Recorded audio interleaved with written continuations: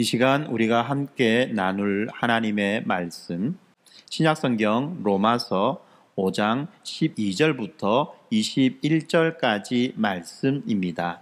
네, 오늘 우리는 이 로마서 5장 12절부터 21절까지 말씀을 통해서 이 은혜의 압도적인 승리라고 하는 제목으로 이 말씀을 살펴보도록 하겠습니다. 사랑하는 여러분, 우리가 살아가는 인생의 뒤편에는 이 거대한 이야기가 흐르고 있습니다. 어떻게 보면 스토리라고도 말하고 또 어떻게 보면 내러티브라고도 말하는데 이 거대한 이야기가 흐르고 있다는 것입니다.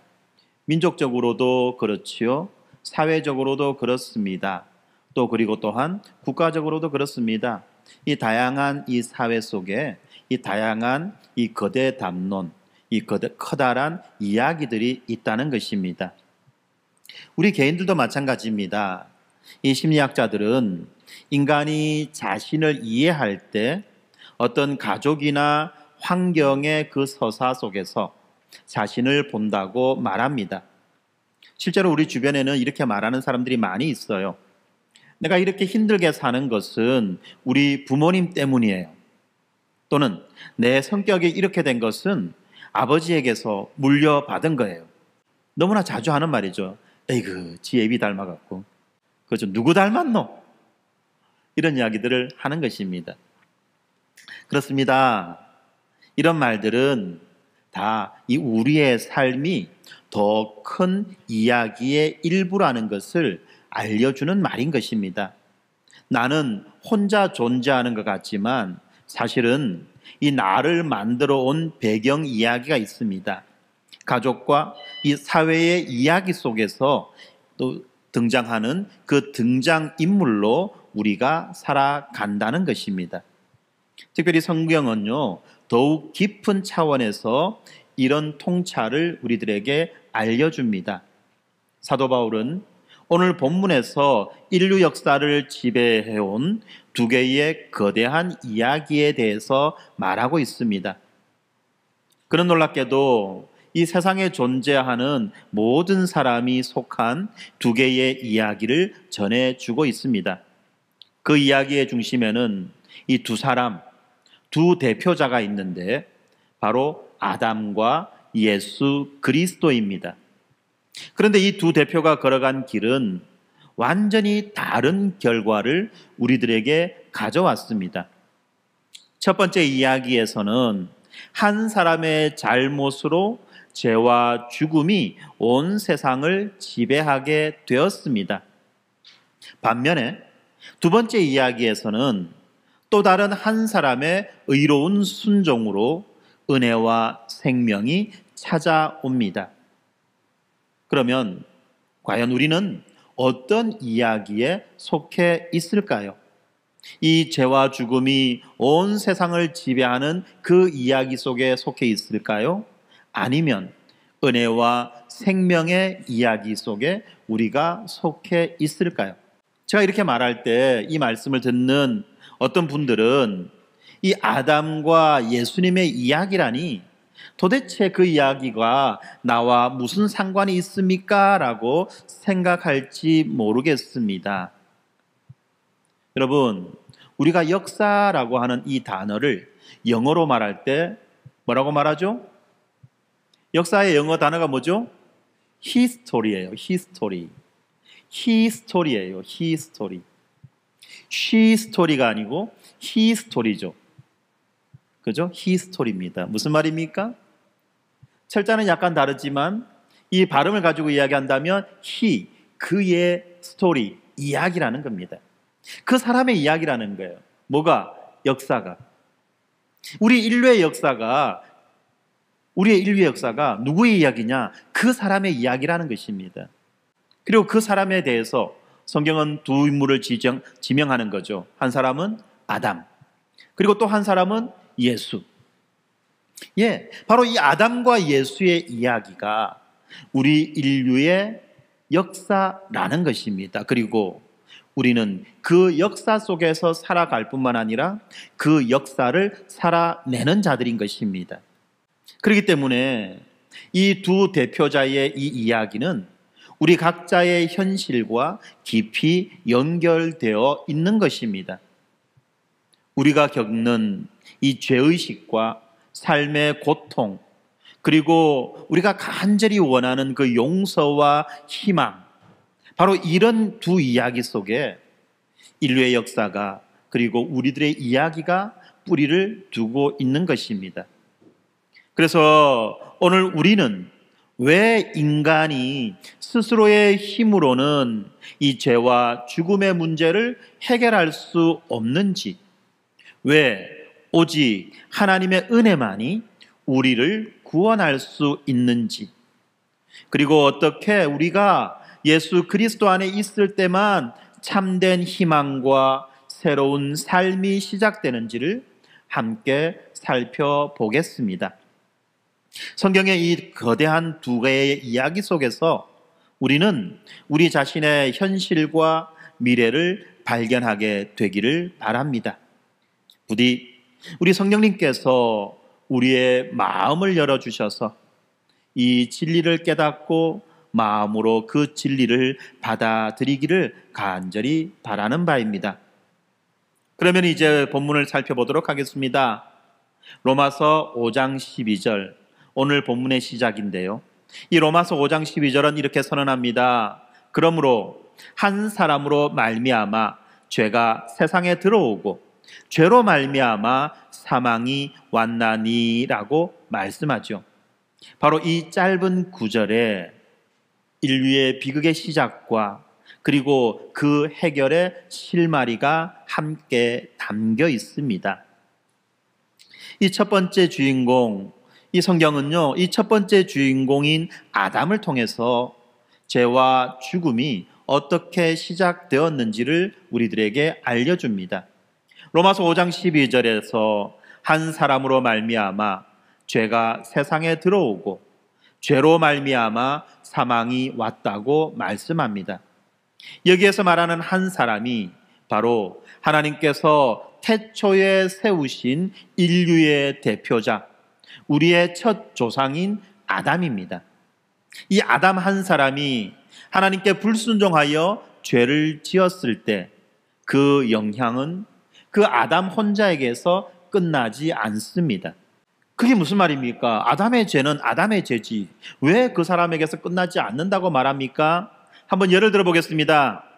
월드컵 경기에서 우리 팀의 한 선수가 퇴장당했을 때 기억나시죠, 여러분들? 기억나시죠?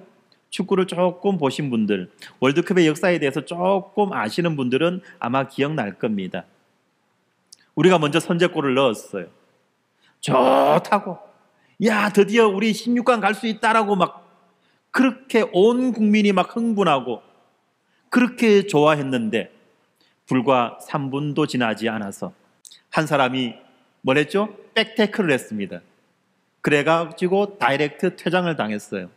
제가 또 여기서 이름을 이야기하면 또 혹시라도, 그래서 이름은 차마 말 못하겠고, 그런 일이 있었습니다. 그 결과 어떻게 됐습니까? 그때의 그 국가대표팀 전체가 힘들어졌고 그리고 끝내 그 경기에서 졌습니다. 그런데 이게 여러분들, 경기에서 한 팀이, 우리나라 축구 대표팀이 이 경기에서 졌다? 끝났네가 아니죠. 그 경기에서 지고 난 다음에 어떤 일이 일어납니까? 온 국민이 크게 실망하고 그 선수는 차마 얼굴을 들고 한국에 들어오지 못할 뻔했어요. 누구 때문에 라고 이야기했어요. 뿐만 아닙니다, 여러분.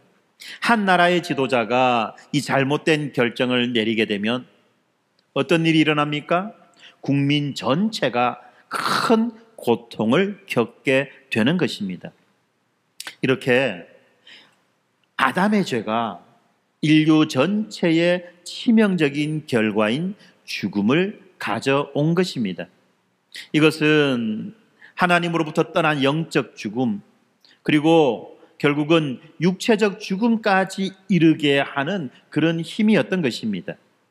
그렇기 때문에 12절 후반부에서 이와 같이 모든 사람이 죄를 지었으므로 사망이 모든 사람에게 이르렀느니라고 말씀합니다. 다시 말하면 아담 한 사람이 범한 죄 때문에 우리 모두가 죄의 영향을 받게 되었다는 것입니다. 이것을 기독교에서는 원죄라고 부릅니다. 다시 말하면 태어나는 모든 사람이 아담 안에서 죄인의 신분을 갖게 되었다는 뜻인 것입니다. 보통 우리는 이렇게 생각합니다. 사람은 죄를 지어서 죄인이 되는 것이라고 생각합니다. 그런데 성경은 그것이 아니라 우리가 죄인이기 때문에 죄를 짓는다는 뜻입니다. 어떤 분들이 이렇게 반문할지 모릅니다. 아니, 내가 태어나기도 전에 아담이라는 사람이 지은 죄 때문에 내가 죄인 취급받는 게 말이나 됩니까? 너무 불공평한 이야기 아닙니까? 그렇지만 아까 우리가 이야기했지 않습니까? 이 말이 어떻게 보면 쉽게 이해할 수 없게 들릴지도 모릅니다만 이런 원리, 이런 대표성의 원리는 우리의 현실에서도 종종 작용합니다. 예를 들어 보겠습니다. 부모님의 그 결정 하나가 아이의 인생에 큰 영향을 미칩니다. 그렇죠? 이 부모님이 하는 결정 하나가 아이의 인생에 큰 영향을 미칩니다. 어떨 때는 결정적인 영향을 미칩니다. 또한 이 나라의 지도자의 잘못된 선택이, 그렇죠? 이 국민 전체에게 아주 엄청난 고통을 가져다 주기도 합니다. 우리가 얼마 전에 경험하지 않았습니까? 마찬가지로 이렇게 인류를 대표하는 아담의 선택이 바로 우리 모두에게 영향을 미쳤다는 것입니다. 그래서 로마서 5장 13절 14절에서 뭐라고 말씀하시느냐 하면 율법이 생기기 전에 사람들에게 명확한 계명이 주어지기도 전에 죄가 세상에 있었고 그 증거로 모든 사람에게 죽음이 임했다고 말씀합니다. 14절에 보니까 아담으로부터 모세까지 아담의 범죄와 같은 죄를 짓지 아니한 자들 위에도 사망이 왕노릇하였다라고 말씀하죠. 무슨 말입니까? 이 율법이 있기 전에 살았던 사람들이 아담처럼 에덴 동산에서 이 선악과를 먹지 말라는 그 명령을 어긴 것이 아니죠. 이 선악과를 먹지 말라는 명령을 어긴 사람은 아담 한 사람입니다. 그럼에도 불구하고 이 아담의 자손으로 아담 이후로 태어난 모든 사람들은 모두가 죽음을 피하지 못했습니다. 왜 그렇습니까? 아담의 죄로 말미암아 인간이 모두 죄의 지배 아래에 놓여 있었기 때문입니다. 죄는 아담 이후의 모든 사람들의 본성이 되어버렸고 죽음은 모든 사람 위에 군림하는 왕처럼 되었습니다. 그래서 사람들은 모두가 이 죄와 죽음으로부터 오는 결핍과 고통으로 끊임없이 신음하고 있는 것입니다. 여러분, 이것이 바로 우리들의 현실입니다. 우리는 태어날 때부터 죄를 안고 태어납니다. 아담이 퍼뜨린 그 죄가 온 인류에게 전염되었다는 것입니다. 마치 한 곳에서 시작된 그 코로나가 전 세계로 퍼졌지요. 마찬가지로 아담의 불순종으로 말미암아 시작된 죄가 모든 사람에게 퍼진 것입니다. 그렇게 죄가 퍼진, 죄에 감염된 그 증상이 무엇입니까?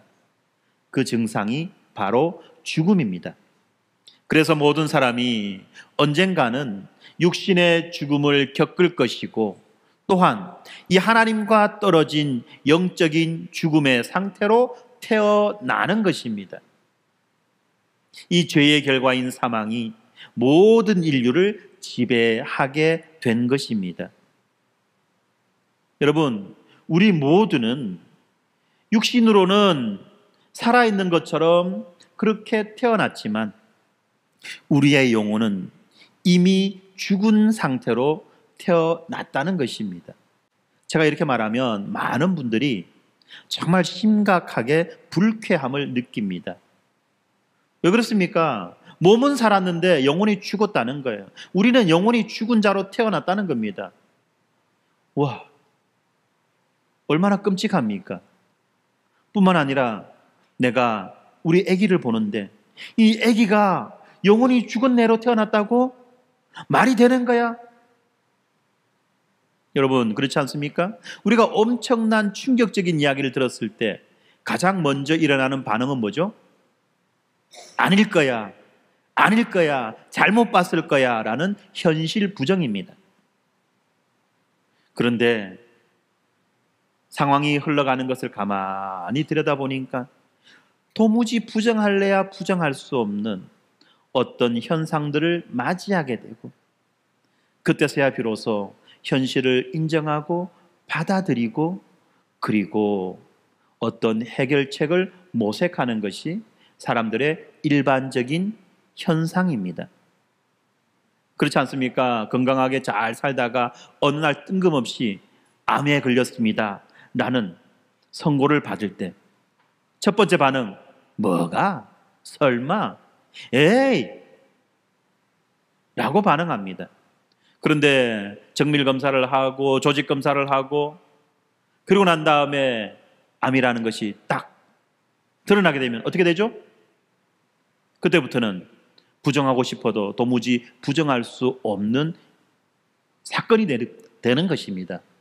그래서 어떡합니까? 그때부터 어떤 대응책과 어떤 치료책을 찾아다니는 거죠. 마찬가지입니다, 여러분들. 우리 아기를 보세요. 우리 지원이를 보세요. 우리 하준이를 보세요. 이건 지원이 하준이 이야기뿐만이 아니라 내 옆에 있는 이 징그러운 인간을 보세요. 얘들이 태어날 때 반쯤 죽어서 태어났다는 겁니다, 여러분. 몸은 살아있지만 영혼이 죽은 상태로 태어났다는 거예요. 기분 나쁘죠? 예를 들어 왜 그런지 알려드리겠습니다. 여러분, 이 애가요 자랄 때 어떻게 자랍니까? 부모님의 말씀을 잘 듣고 부모님의 뜻을 따라서 부모님의 기대대로 그렇게 흠도 없이 티도 없이 자랍니까? 아니면 말하기 시작하면서부터 이상한 말하고 생각하기 시작하면서부터 욕심 부리고 가면 갈수록 그 안에서 죄된 본성이 뚜렷하게 드러납니까? 어떻죠, 여러분? 만약에 아이가 정말 천사와 같이 그렇게 깔끔하고 흠도 없고 티도 없이 태어난다면 부모님 입댈 게 뭐가 있겠습니까? 쏙 썩을 일이 뭐가 있겠습니까? 크면 클수록 쏙 썩을 일만 남아있어요. 기뻐할 일보다는 기쁨은 진짜 여러분 돌진할 때까지예요. 그 다음부터는 쏙 썩을 일밖에 없어요. 특히 사춘기가 오면 이게 사람인지 그죠? 이게 사람인지 뭔지 분간이 안 갈 정도로 내가 사람을 낳았는지 짐승을 낳았는지 헷갈릴 정도로 그렇게 되지 않습니까? 이게 뭐예요? 이게 뭐예요? 그 안에 있는 죄된 본성이 드러나는 겁니다. 그렇기 때문에 듣기에는 참 불쾌하고 암담한 이야기지만 우리 모두는 아담 안에서 죄인으로 태어났고 죄의 건쇠 안에서 종노릇하며 결국은 죽음 앞에 무력한 존재가 되었습니다. 우리 스스로의 힘으로는 이 굴레를 벗어날 수 없습니다.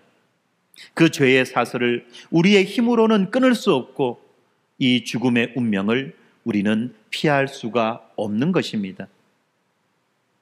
우리가 일상에서 느끼는 많은 이 삶의 허무와 고통과 결핍이야말로 이 아담이 범죄한 그 여파라고 말할 수 있는 것입니다. 왜 이렇게 세상이 잔인할까? 나는 왜 자꾸만 잘못된 길로 빠져들까? 안 그러려고 했는데, 잘하려고 했는데 왜 자꾸만 이상한 이런 결과를 낳을 수밖에 없을까? 그리고 내가 원하는 것을 가질다 할지라도 왜 자꾸 내 마음의 공허함은 채워지지 않는가? 이런 근본의 원인이 바로 인류 전체가 죄로 인해서 하나님과의 관계가 깨어지고 그 결과 인간이 저주 아래 있기 때문에 일어나는 현상들인 것입니다. 이것은 나 개인의 문제가 아니에요. 우리 인류 공통의 문제인 것입니다. 어쩌면 혹시 이 자리에 자신이 너무 부족하고 죄가 많아서 하나님 앞에 나아갈 수 없다고 느끼는 분이 계십니까? 혹은 이 세상의 고난과 그 죽음의 현실 앞에서 깊은 절망을 느끼는 분이 계십니까? 성경은 우리의 그런 상태를 정확하게 진단해 줍니다. 우리는 모두 아담 안에서 죄인이고 스스로 구원할 수 없는 연약한 존재라는 것입니다. 뭐라고요? 우리 모두는 아담 안에서 죄인이고 우리는 스스로를 구원할 수 없는 연약한 존재라는 것입니다. 이것이 바로 인간에 대한 성경의 현실적인 진단이요 평가인 것입니다. 우울하고 정말 기분 나쁘게 들릴지 모르지만 우리가 이 진리를 알아야지만이 제대로 된 희망의 빛을 볼 수 있습니다. 이 진리를 알아야지만이 희망의 빛을 제대로 볼 수 있다는 것입니다. 왜 그렇습니까? 이런 절망의 한가운데에서도 하나님이 우리를 포기하지 않으시기 때문에 그렇습니다. 그러면 지금부터 우리는 이 두 번째 이야기, 새로운 대표자에 대한 이야기를 나눠 보도록 하겠습니다. 이 두 번째 이야기는 바로 첫 번째 이야기였던 죄와 죽음의 어두움 속에 비춰지는 소망의 빛에 대한 이야기입니다. 하나님은 이 절망적인 첫 번째 이야기 속으로 새로운 주인공 예수님을 보내셨습니다. 로마서 5장 15절에서 바울은 그러나 이 은사는 그 범죄와 같지 아니하니라고 말씀하는데, 이 말은 하나님이 주신 은사, 하나님이 주신 선물이죠. 이 하나님이 주신 선물이 아담의 범죄와는 다르다는 것입니다.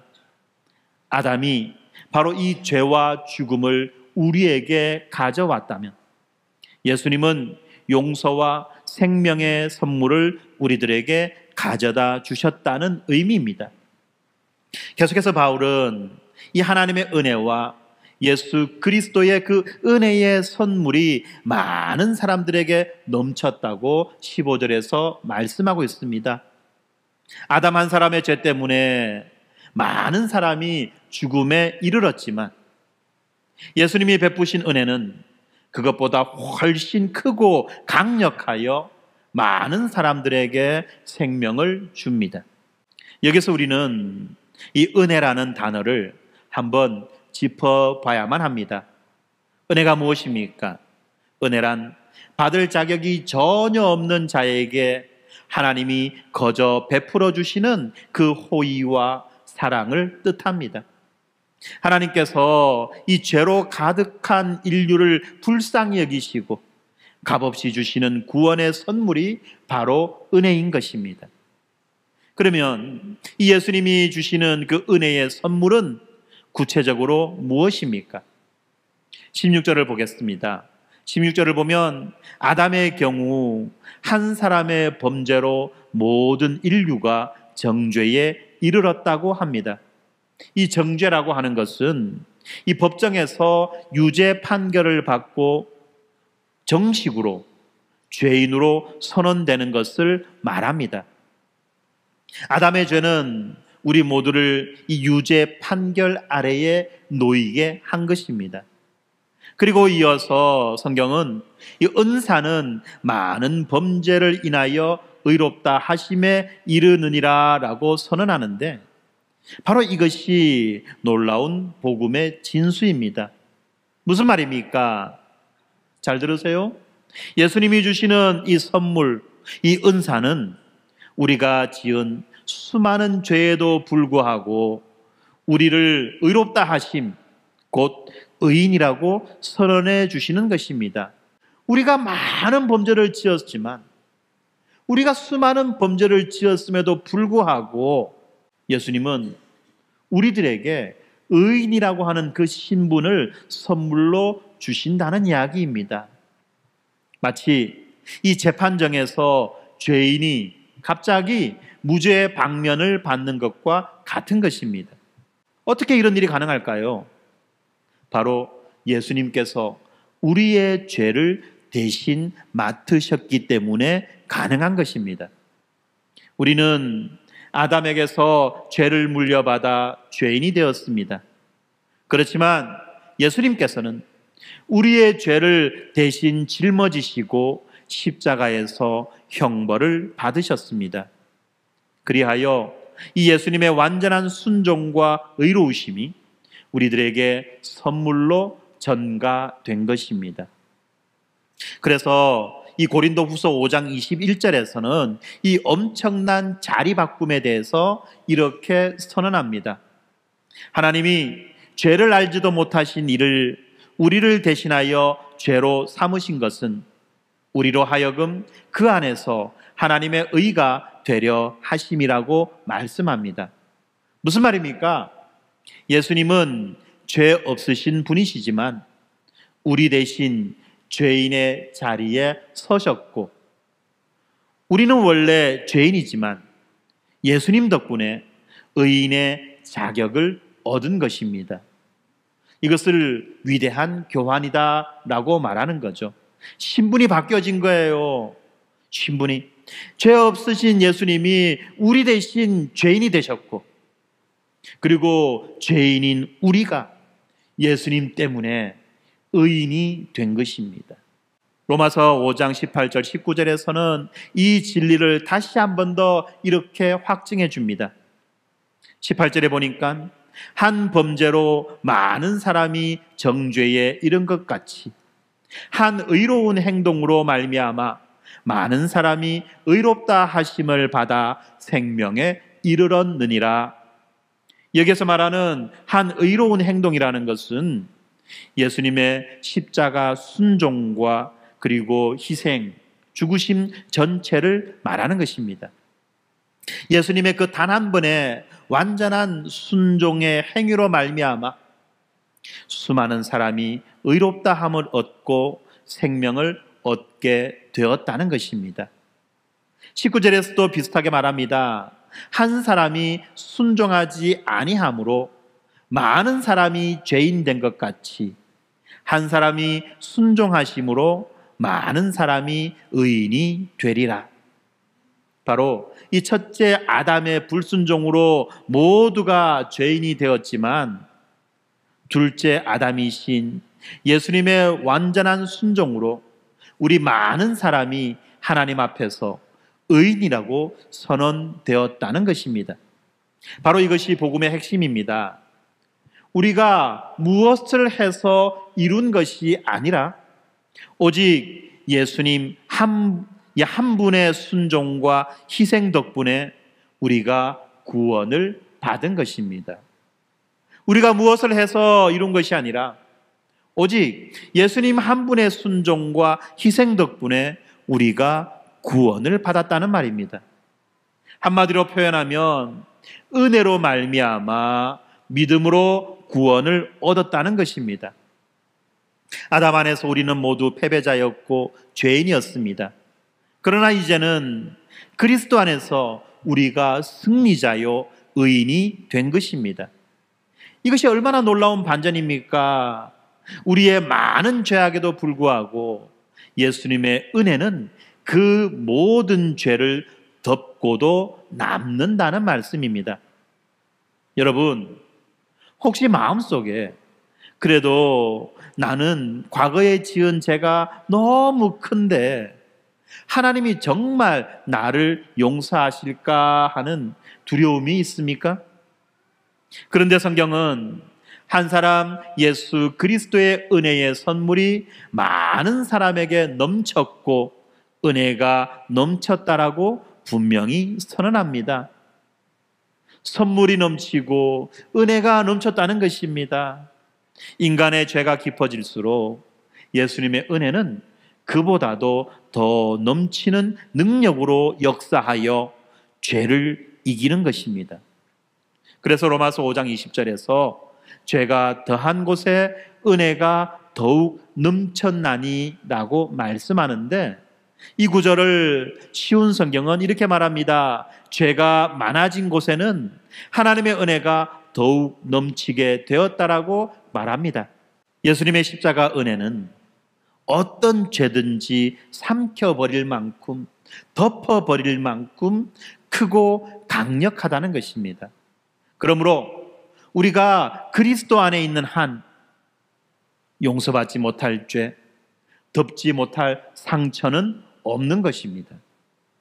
여러분이 과거에 어떤 과거를 지나왔던, 어떤 죄를 범했던 예수님께 나오기만 한다면 예수님의 보혈로 깨끗이 씻겨지고 여러분에게 새로운 신분이 주어지는 것입니다. 바로 이것이 복음이 우리에게 주는 확신과 위로입니다. 뿐만 아니라 한 가지 더 기억해야 될 복된 소식이 있습니다. 아담 때문에 우리는 모두 죽음이 왕노릇하는 나라의 백성이 되었지만 이제 예수님 덕분에 우리는 생명이 왕노릇하는 나라의 백성이 되었다는 사실입니다. 죽음이 왕노릇하는 나라의 백성에서 이제는 생명이 왕노릇하는 나라의 백성이 되었습니다. 17절입니다. 한 사람의 범죄로 말미암아 사망이 그 한 사람을 통하여 왕노릇하였다면 더욱 은혜와 의의 선물을 넘치게 받은 자들은 한 분 예수 그리스도를 통하여 생명 안에서 왕노릇하리로다 라고 말씀합니다. 우리가 아담 안에 있을 때에는 죽음이 왕처럼 우리를 지배했습니다. 그러나 이제 예수님 안에서 우리 모두는 생명의 왕국에서 살아가는 존재가 되었다는 선언입니다. 우리가 새로운 신분과 권세를 받았다는 의미입니다. 더 이상 죄와 죽음이 우리의 주인이 아닙니다. 이제는 예수님이 우리의 주인이시며 예수님이 주시는 생명이 우리의 삶을 다스리십니다. 다시 한번 불러드릴게요. 잘 들으세요. 더 이상 죄와 죽음이 우리의 주인이 아닙니다. 이제는 예수님이 우리의 주인이시며 예수님이 주시는 생명이 우리의 삶을 다스립니다. 그래서 우리가 예수님 안에서 하나님의 자녀로서 당당하게 서게 되었습니다. 여기서 잠깐 우리들의 삶을 돌아보기 바랍니다. 나는 지금 그리스도 안에서 왕 같은 생명의 삶을 누리고 있습니까? 아니면 여전히 죄와 두려움에 짓눌려 과거 아담의 그림자 속에 머물러 있습니까? 하나님은 예수님을 통해서 우리를 실패와 정죄의 자리에서 용서와 승리의 자리로 완전히 옮겨 놓으셨습니다. 그러므로 여러분, 주저하지 말고 담대히 은혜의 선물을 받아들이십시오. 예수님을 믿는 순간 우리는 죄와 사슬에서 풀려나 하나님의 사랑받는 자녀가 됩니다. 이 신분은 기분에 따라 왔다 갔다 하는 불안정한 것이 아닙니다.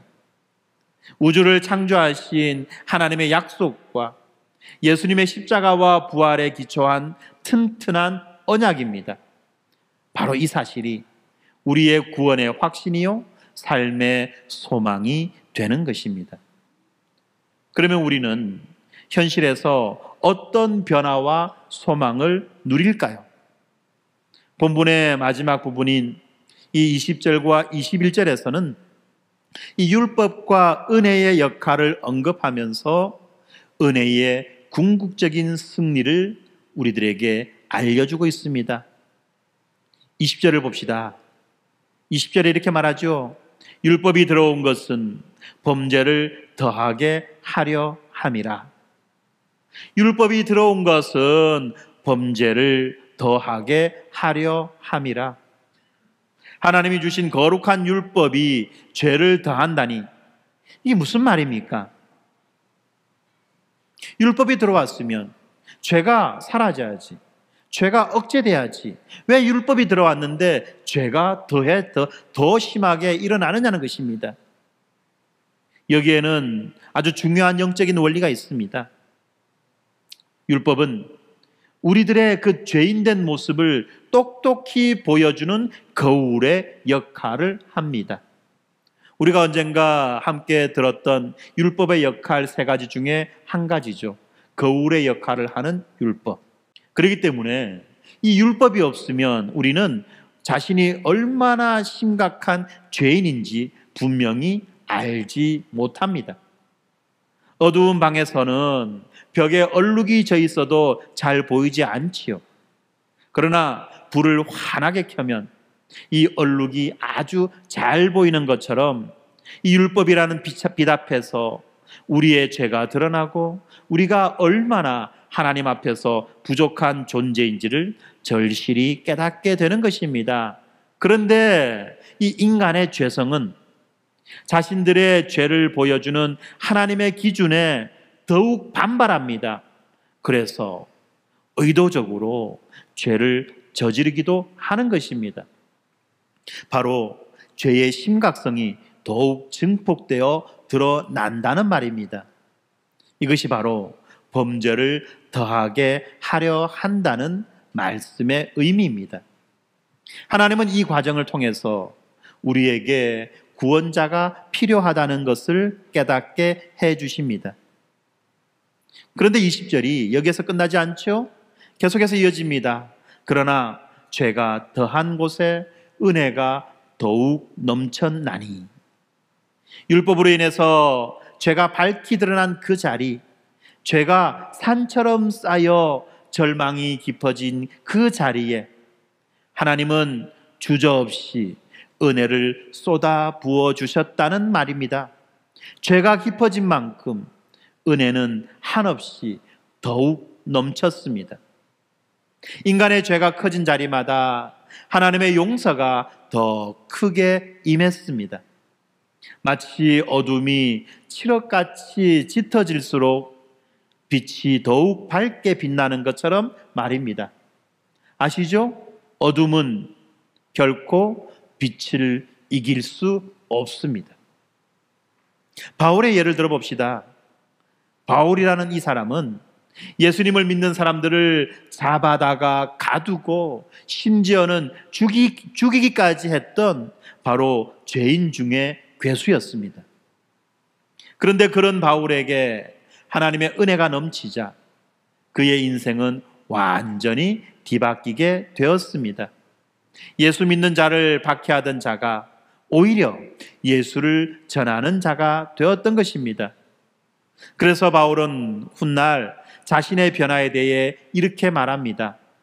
나는 죄인들 중에서도 으뜸이었지만 예수님께서 내게 먼저 자비를 베푸신 것은 이제 앞으로 예수님을 믿고 영생을 얻을 사람들에게 내가 본보기가 되게 하려는 것입니다. 라고 말했습니다. 이처럼 하나님께서는 아무리 큰 죄인이라고 할지라도 진심으로 회개하여 돌아온다면 하나님은 그 사람을 용서하시고 귀하게 사용하시는 것입니다. 그러므로 내 죄가 너무 크다고 절망하지 마십시오. 하나님의 은혜는 당신의 그 죄보다도 더욱 크십니다. 마지막 21절입니다. 이 은혜의 궁극적인 목적지를 21절이 우리들에게 보여줍니다. 이는 죄가 사망 안에서 왕노릇한 것 같이 은혜도 또한 의로 말미암아 왕노릇하여 우리 주 예수 그리스도로 말미암아 영생에 이르게 하려 함이라. 하나님의 은혜는 우리를 영원한 생명에 이르게 합니다. 더 이상 죄와 사망이 최종 승자가 아닙니다. 예수님 안에서는 은혜가 왕노릇합니다. 이 은혜가 왕노릇한다는 이 말 여러분들 잘 들으셔야 됩니다. 은혜가 왕노릇한다는 말은 은혜가 우리의 삶을 다스리는 가장 큰 힘이 되었다는 뜻입니다. 이렇게 왕노릇하는 은혜는 그냥 죄를 눈감아주는 나약하고 값싼 호의가 아니라 의를 따라 통치하는 강하고 거룩한 왕입니다. 우리를 계속 죄 가운데 머물게 내버려 두는 것이 아니라 이 은혜는 우리를 변화시키고 우리를 새롭게 하여 결국 우리들이 의와 생명에 이르게 하는 그런 왕이라는 것입니다. 사랑하는 성도 여러분, 이제 우리는 새로운 시대를 살아가고 있습니다. 죄가 왕노릇하는 시대가 아니라 은혜가 왕노릇하는 새로운 시대를 살아가고 있는 것입니다. 예수님을 믿는 순간 여러분은 이제 죄 아래에서 은혜 아래로 옮겨진 자들입니다. 죄와 죽음의 나라에서 은혜와 생명의 나라로 우리의 소속이 바뀌어졌다는 말입니다. 물론 여전히 이 땅에서 우리는 죄와 싸우고 또 죄로 인해서 고난을 겪고 있습니다. 그러나 이제 그 모든 것을 바라보는 우리의 시각이 먼저 달라졌습니다.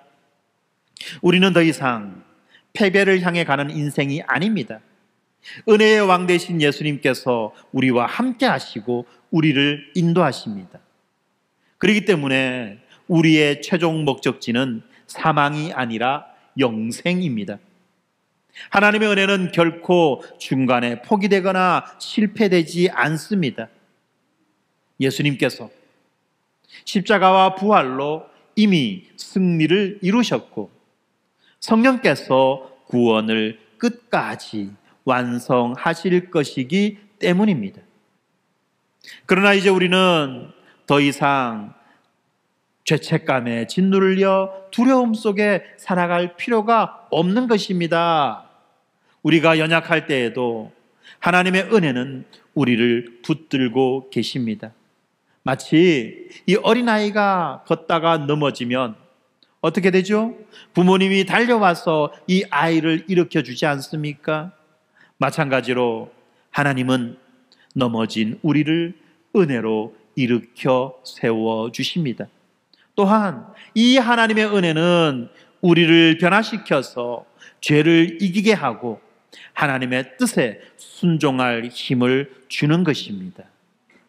하나님의 은혜는 우리를 변화시켜 줍니다. 그래서 우리들이 죄를 이기게 해주십니다. 그리고 우리들이 하나님의 뜻에 순종할 그 힘을 우리에게 공급해 주는 것이 하나님의 은혜입니다. 그렇기 때문에 우리가 과거에는 우리가 죄의 노예로 있을 때에는 선을 행하고 싶어도 할 수 없었습니다. 선을 행하라고 우리를 두드려 패도 우리는 결코 선을 행할 수 없는 자, 아니 선을 행하기 싫은 자들이었습니다. 그러나 이제는 이 은혜의 능력으로 우리는 선을 행할 자유와 선을 행할 능력을 가진 자가 된 것입니다. 하나님의 은혜가 우리 안에서 왕처럼 역사하기 때문에 이 모든 일이 가능해진 것입니다. 여러분은 이것을 믿으셔야만 합니다. 이것을 믿으셔야 돼요. 이것이 바로 믿음입니다. 하나님의 은혜가 나를 변화시켰다. 그래서 나에게 선을 행할 자유와 선을 행할 능력을 주셨다. 이 사실을 여러분은 믿으셔야만 하는 것입니다. 왜요? 이 시대는 은혜가 왕노릇하는 시대이기 때문에 그렇습니다. 지금까지 우리는 아담과 예수님의 두 가지 상반된 이야기를 살펴보았습니다. 아담의 이야기는 이 죄와 죽음의 비극으로 끝납니다. 그렇지만 예수님의 이야기는 은혜와 생명의 승리로 절정에 이르릅니다. 이 이야기는 우리들에게 무엇을 도전하고 또 무엇을 위로해 줄까요? 첫째로, 여러분은 어느 이야기 속에 속해 있는지를 기억해야만 합니다. 우리가 예수 그리스도를 믿고 받아들였다면 우리는 이미 더 이상 아담의 이야기 속에 머물러 있지 않습니다. 우리는 그리스도 안에서 새롭게 태어난 존재들입니다. 그래서 성경은 누구든지 그리스도 안에 있으면 새로운 피조물이라고 선언합니다. 죄와 사망으로 규정되었던 과거의 나는 예수님과 함께 십자가에 못 박혔고, 이제는 은혜 안에서 새 삶을 얻은 새로운 나로 다시 태어났습니다. 이것이 우리 믿음의 내용이에요, 여러분. 그렇기 때문에 더 이상 스스로 정죄하며 절망 가운데 방치하지 마시기 바랍니다. 나의 정체성은 아담 안에 있던 죄된 내가 아니라 그리스도 안에 있는 의인된 나라는 사실을 우리는 날마다 인정하고 선언해야만 하는 것입니다. 이것이 바로 믿음의 첫 걸음입니다. 이것을 믿지 못하는 자들이 있다면 그는 아직까지 이 믿음의 첫 걸음조차도 떼지 못한 자입니다. 둘째로, 여러분은 여러분의 그 구원의 안전함과 확실함을 굳게 붙들어야만 합니다. 우리의 구원은 내 능력이나 내 감정의 변화무쌍함에 달려있지 않다는 것 알고 계시죠? 지금 내가 기분이 좀 울적하다고 해서 내 구원이 사라지는 것이 아닙니다. 우리의 구원은 예수님의 완전한 순종과 하나님의 신실한 약속에 놓여 있습니다. 뭐라고요? 우리의 구원은 예수님의 완전한 순종과 하나님의 신실한 약속에 놓여 있다는 것입니다. 아담 한 사람이 실패해서 모든 인류가 넘어졌듯이 예수님 한 분의 승리에 그분 안에 있는 우리 모두가 참여하는 것입니다. 그러므로 날마다 예수님의 십자가를 바라보며 우리는 이렇게 선포합시다. 예수님이 이루신 구원이 곧 나의 구원이다. 뭐라고요? 예수님이 이루신 구원이 곧 나의 구원이다. 따라해 보십시오. 예수님이 이루신 구원이 곧 나의 구원이다. 그분이 나를 붙들고 계시니 나는 안전하다. 다시 한번. 예수님이 이루신 구원이 곧 나의 구원이다. 그분이 나를 붙들고 계시니 나는 안전하다. 아멘. 그런데 사탄은 때때로 우리의 귀에 속삭입니다. 너는 아직도 부족해. 너 같은 사람이 정말 구원받았을 리 없어. 아직 아니야. 믿지 마. 속지 마. 라고 우리의 귀에 속삭입니다. 그러나 그때마다 우리는 예수님의 이름을 의지하여 담대히 대답해야만 합니다. 그래, 나는 여전히 연약하지만 내 구원은 나에게 달려있는 것이 아니라 예수님에게 달려있어. 예수님이 나 대신 모든 값을 치르셨어. 나는 그분 안에 있기 때문에 하나님은 나를 의롭다 하시는 거야. 우리는 이렇게 말해야만 합니다. 이러한 믿음의 고백 위에서 우리는 어떤 흔들림도 이겨낼 수 있다는 것을 믿으시기 바랍니다. 세 번째로, 새로운 삶의 목적과 소망을 우리는 붙들어야만 합니다. 이 새로운 삶이 어떤 삶입니까? 바로 은혜가 왕노릇하는, 생명이 왕노릇하는 바로 그 삶을 말합니다. 이것은 바로 훗날 천국에서 우리가 예수님과 함께 다스리는 그 영광을 누릴 것을 의미하지만 동시에 이 현재적인 삶에서도 우리들이 은혜 받은 자로서 담대히 살아가라는 바로 그 말씀인 것입니다. 세상은 여전히 죄와 죽음의 영향력 아래에 놓여 있습니다. 그러나 우리는 이 죄와 죽음의 한복판에서 다른 길을 걸어갈 힘을 받은 자들입니다. 죄와 죽음의 한복판에서 우리는 의와 생명의 길을 걸어가는 그 힘을 부여받은 자들이라는 것을 여러분들은 기억하십시오. 이제 우리의 삶에 예수님의 생명이 들어왔습니다. 그러므로 가정에서, 직장에서, 그리고 개인의 내면에서 우리는 생명의 빛을 비추어 낼 수 있습니다. 우리가 받은 용서와 사랑을 기억하며 다른 사람을 용서하고 그 사람을 섬기는 삶을 우리는 살아갈 수 있는 것입니다. 더 이상 이 과거의 상처와 죄책감에 매여 사는 것이 아니라 은혜의 사람답게 소망을 노래하며 살아갈 수 있는 것입니다.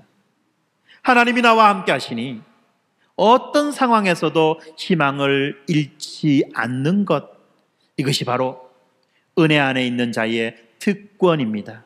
마지막으로 아직 마음으로 예수님을 받아들이지 않은 분이 계시다면 오늘 이 은혜의 초청에 응답하시기를 바랍니다. 처음에 우리는 하나님을 몰랐고 죄 가운데 방황하던 사람들이었습니다. 그러나 하나님은 그런 우리에게 독생자 예수님을 보내셔서 구원의 길을 열어주셨습니다.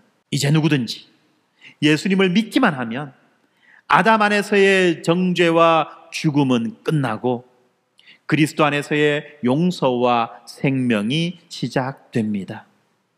이것은 이 세상 그 무엇과도 바꿀 수 없는 예수님이 우리에게 주신 선물입니다.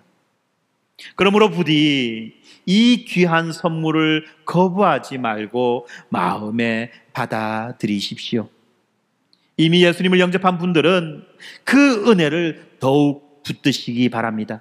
그리고 우리 주변에 아직도 아담의 이야기 속을 살아가는 사람이 있다면 그들에게도 이 놀라운 예수의 이야기를 전해 주시기 바랍니다. 사랑하는 형제자매 여러분, 우리는 이 은혜의 압도적인 승리 가운데 살아가는 사람들입니다. 예수 그리스도 안에서 우리는 새로운 이야기의 주인공이 되었습니다. 이제는 죄와 죽음이 아니라 은혜와 생명이 우리들의 삶의 주제가 되었습니다. 그러므로 날마다 은혜의 왕 되신 예수님을 바라보며 힘을 얻으시기 바랍니다. 우리의 왕 되신 예수님의 은혜가 넘어진 여러분의 상처를 치유하고 두려움을 몰아내며 여러분을 다시 일으켜 세워 주실 것입니다. 이제 우리의 남은 인생을 통해 은혜의 통치 아래 온전히 맡기며 감사와 기쁨으로 살아가면 좋겠습니다. 이미 약속하신 대로 은혜는 우리를 영원한 생명까지 인도해 갈 것입니다. 이 소망을 굳게 붙들고 삶의 모든 순간에 예수님이 나의 대표이며 나의 구원자라는 그 사실을 자랑하고 우리에게 베풀어 주신 이 은혜의 승리를 세상에 증언합시다. 우리는 여전히 어두운 세상에 살지만 찬란한 은혜의 빛을 따라 걸어가는 자들입니다. 부디 여러분 각 사람이 이 복음의 진리 안에서 참된 위로와 평안을 누리시기를 바랍니다. 여러분 한 분 한 분을 주님의 이름으로 축복하고 격려합니다. 그리스도 안에 있는 자에게는 결코 정죄함이 없습니다. 예수님의 은혜 안에 있는 자는 영원한 생명으로 나아갑니다. 우리 모두 끝까지 이 믿음의 길을 함께 걸어가기를 소망합니다. 죄와 사망을 이기신 예수, 그 예수 그리스도의 은혜를 힘입어 담대히 승리의 삶을 살아내는 여러분이 되시기를 주님의 이름으로 간절히 축원합니다. 아멘. 기도하겠습니다. 하나님 감사합니다. 우리들 앞에 놓여 있는 두 개의 이야기를 들려주시고 이제 우리는 죄와 사망의 이야기가 아니라 의와 생명과 은혜의 이야기 속을 살아가는 자들이라는 것을 알게 해주셔서 하나님 감사합니다. 아버지 하나님, 우리의 믿음을 통하여 하나님의 은혜로 우리에게 주어진 이 생명의 길을 우리들이 끝까지 걸어갈 수 있도록 주님 우리를 붙잡아 주시고 지켜주시고 인도하여 주시며 날마다 우리에게 은혜를 베풀어 주시옵소서. 아버지 하나님, 더 이상 이 세상의 거짓된 가르침과 가치에 속아서 나의 욕망과 나의 욕심과 나의 정욕을 따라 살아가는 것이 참된 인생, 멋진 인생이라는 그 사실을, 그 거짓된 사실에 속지 않게 하시고, 이제 우리들이 올바른 분별력을 가지고 의와 생명의 길을 걸어갈 수 있도록 하나님 우리들을 도우시고 붙잡아 주시고 인도하여 주시옵소서. 예수님 이름으로 기도드립니다. 아멘.